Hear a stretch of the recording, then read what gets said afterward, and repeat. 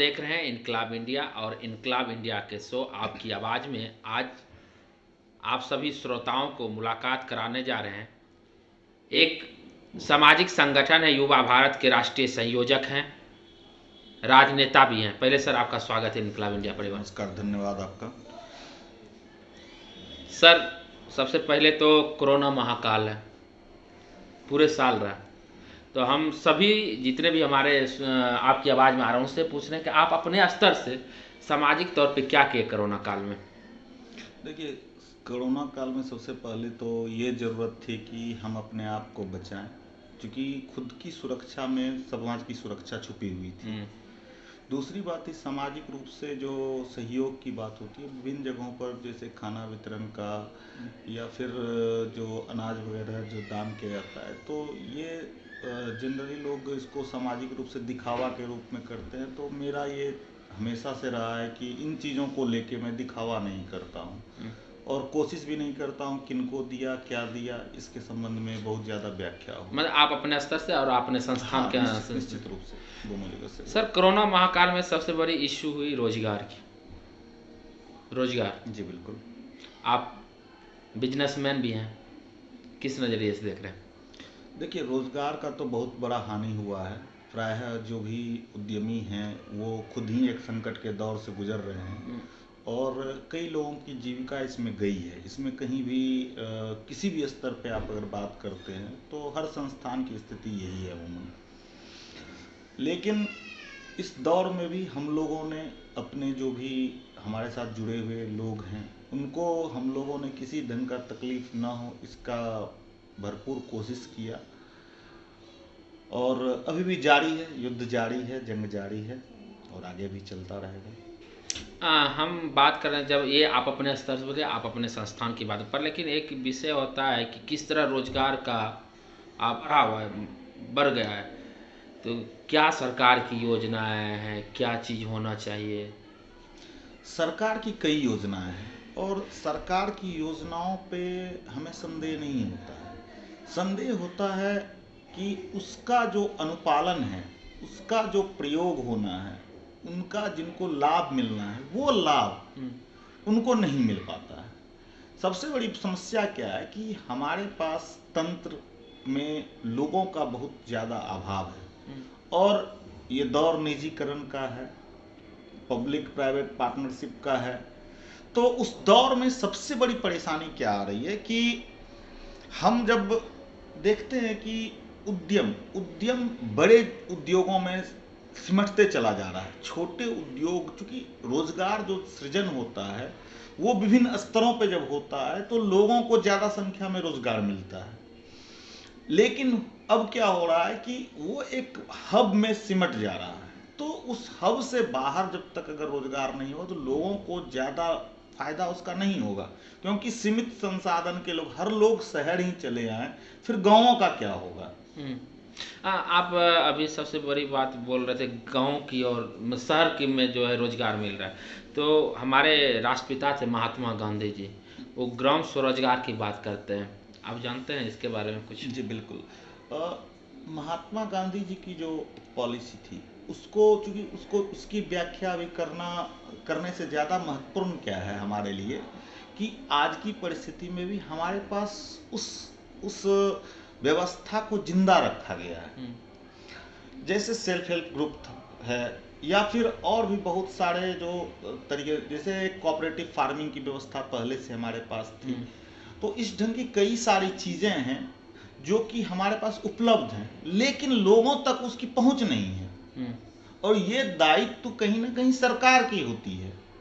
सरकार उसे जब तक लोगों तक एक्सप्लोर नहीं करेगी, लोगों तक पहुंचाएगी नहीं, तो लोग जागरूक नहीं हो सकते हैं। सरकार तो बोल रही है कि हम पब्लिक तक पहुंचा रहे हैं, जैसे आपकी भी तो रिस्पॉन्सिबिलिटी रहते हैं। जब तक एक तंत्र नहीं हो काम करता है साथ में, आप हमारी जो क्षमता होती है उसकी सीमितता होती है, लेकिन सरकार पूरे राज्य के लिए होती है। हमारी क्षमता जो होगी उसके अनुसार हम लोग कहते हैं लोगों को, हम लोग बताते हैं लोगों को, लेकिन प्रभाव का अंतर होता है, क्योंकि हम work to be done by government और गवर्नमेंट ऑफिसर्स। तो उसमें होता क्या, सरकार का फोकस उस तरफ रहेगा तब तो। जैसे मैं आपको एक आसान सा एग्जाम्पल, बहुत सारे फंड के बारे में आपने भी सुना होगा, जैसे कि गोदाम बनाने के लिए लोन मिलता है, पशुपालन के लिए मिलता है, मछली पालन, लेकिन वो एक सामान्य प्रक्रिया है। लेकिन उसको लेने के लिए जो प्रोसेस है, वो प्रोसेस इतना जटिल होता है कि सामान्य लोग उसमें पार्टिसिपेट नहीं कर पाते हैं, जिसके कारण लोगों के पास स्वरोजगार नहीं पहुंचता है। एक मैं आपको एग्जाम्पल देता हूँ, हमारे पास जो उपज होती है, उस उपज के भंडारण की व्यवस्था आज भी हमारे पास नहीं है, प्राय लोगों के पास नहीं है। कम लोग हैं जिनके पास की अपना भंडारण है।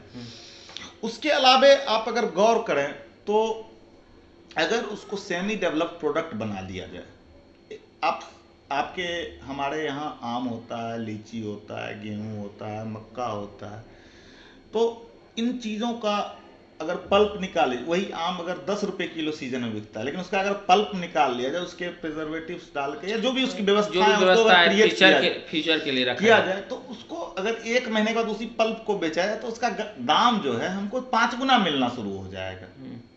तो लोगों के बीच जो है इन चीज़ों का जो है अभाव है, लोगों के पास इस व्यवस्था का अभाव है। नहीं, आपके बातों से जहाँ तक हमको मिल रहा है कि आप जो भी बात कर रहे हैं ग्राम स्वरोजगार, कृषि चीज़ को जो आधारित ही बात की, क्योंकि अभी आम की बात की या कॉरपोरेट फार्मिंग की बात करें, तो देश की एक सबसे बड़ी अभी जटिल समस्या चल रही, 74-75 दिन हो जाए किसान आंदोलन, आप उसको जायज़ समझते हैं?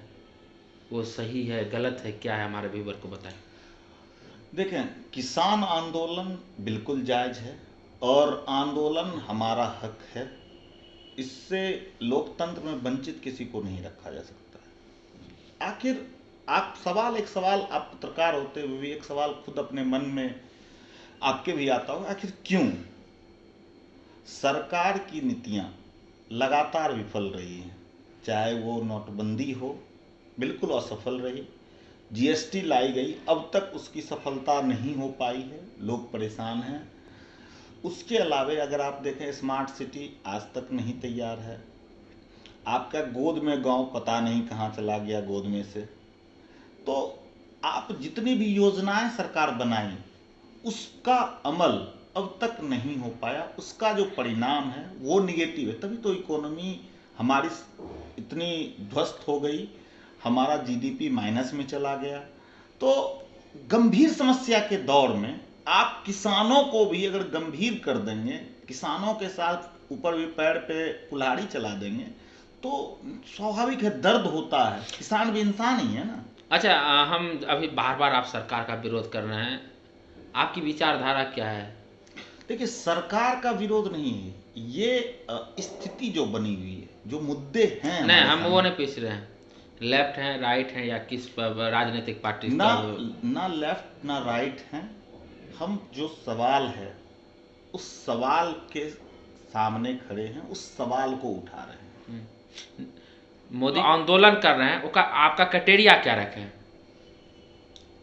देखिए, सरकार से पूछ रहे हैं कि आखिर जो भी कर रहे हैं, मेरी बात को सुन लें आप यहाँ पर, कि आंदोलन जो भी होता है उसमें नेचुरली है कि सरकार के अगेंस्ट ही होगा, जो भी सरकार होगी, चाहे वो कुछ। देखिए, अभी आपसे जब आप बात कर रहे थे तो हम लग रहा था किस तरह मतलब आंदोलन हो रहा है, कहीं कुछ बता रहा है। यदि हम सरकार के पक्ष में करें तो विरोधी दल हमको मोदी गोदी मीडिया बोलती है, यदि हम सरकार उसके करें तो इस ये जो नकारात्मक हो क्या रहा है कि मीडिया का जो भूमिका है वो भूमिका 2 पार्ट में बढ़ता जा रहा है ना। आप नहीं, भूमिका 2 पार्ट में नहीं है, भूमिका एक पक्षीय होते जा रहा है। अगर वो चूंकि एक संवाद का जो माध्यम था, मीडिया था हमारे पास, जो कि जनता की आवाज को सरकार तक पहुंचाने का काम करती थी। अब क्या हो रहा है कि सरकार जो कहना चाहती है उसे, सरकार जो करती है उससे उसका कोई लेना देना नहीं है, सरकार जो कहना चाहती है उसको प्रेषित करती है, मुखपत्र हो गई है। इसका मुख्य कारण क्या है? उद्योगपतियों का बोलबाला, उद्योगपतियों का बोलबाला, पैसा बोलता है। आम जनमानस कहाँ गया? आम जनमानस का तो कोई अस्तित्व ही नहीं है। आम जनमानस खुद से सोच भी नहीं पा रहा है, इतना दिग्भ्रमित किया जाता है, ऐसे तंत्र बनाए हुए कि आम जनमानस सोच कहां पा रहा है। आपके नजर में विकास का क्या मापदंड है? विकास का मापदंड शिक्षा से है, हमारी चिकित्सा व्यवस्था से है, हमारे रहन सहन के स्तर से है, हमारे शुद्धता से है। कितना मार्क्स दे रहे हैं इस सरकार को? अगर मेरे से पूछा जाए तो माइनस में मार्क्स हो जाएंगे। क्या रीजन? नाकाम? आप अगर ग्रामीण पृष्ठभूमि से जुड़े हुए हैं, आप जरूर, हम ग्रामीण पृष्ठभूमि से हैं जुड़े और हुए। किसी भी गांव आप चले जाइए, वहां पर शिक्षा व्यवस्था की क्या हालत है। मांग कीजिए ना, आप भी तो नागरिक हैं। निश्चित रूप से, निश्चित, यही तो मांग है। शिक्षा ध्वस्त करके चिकित्सा व्यवस्था ध्वस्त। आज शहर क्यों आ रहे हैं लोग? आप अगर गौर से देखें तो 80% आबादी जो गांव से शहर की तरफ आई है, जो शहरों में रहने वाली 80% आबादी है, वो या तो अपने इलाज के लिए आई हुई है या तो शिक्षा के लिए आई हुई है। अपना जमीन बेच के, अनाज बेच के, तकलीफ में जी के। निखिल जी का कहने का अर्थ यही हुआ कि यदि आप ग्रामीण शहर की ओर क्यों आ रहे हैं, तो उसमें सबसे बड़ी बात है एडुकेशन, शिक्षा है, स्वास्थ्य है और रोजगार है। तीसरा रोजगार होता है। प्राय लोग रोजगार, इसलिए मैं तीसरे जगह पे रख रहा हूं कि ज्यादातर लोग सुविधा के अभाव में, क्योंकि किसी के घर में बीमारियां सबके घर में होती हैं, शिक्षा सबके लिए जरूरी है। आप जितने भी आरोप सरकार से लगा रहे हैं, मेरा कोई आरोप नहीं, सुनिए ना, आरोप नहीं। आप जो भी सरकार से शिकायत है, आरोप नहीं, शिकायत है, उस चीज का सुधार करने के यदि आप कर रहे हैं तो आपके भी कोई भी विजन होगा ना, आप कैसे उसका सुधार कीजिएगा? देखें, दिन ढलते कोई चीज खत्म नहीं होता है और सुबह होते ही कोई चीज शुरू नहीं हो जाता है। तो सरकार जिस मानदंड को लेकर आई थी, एक विश्वास जगा था लोगों में। लोग जो विरोधी भी जो थे, जो मतलब जो वर्तमान सरकार है उसके खिलाफ, देखिए इनके कहने का अर्थ है कि उस समय जो कांग्रेस की सरकार थी, यूपीए और यूपीए 2 से त्रस्त हो कि बीजेडीए की सरकार आई थी।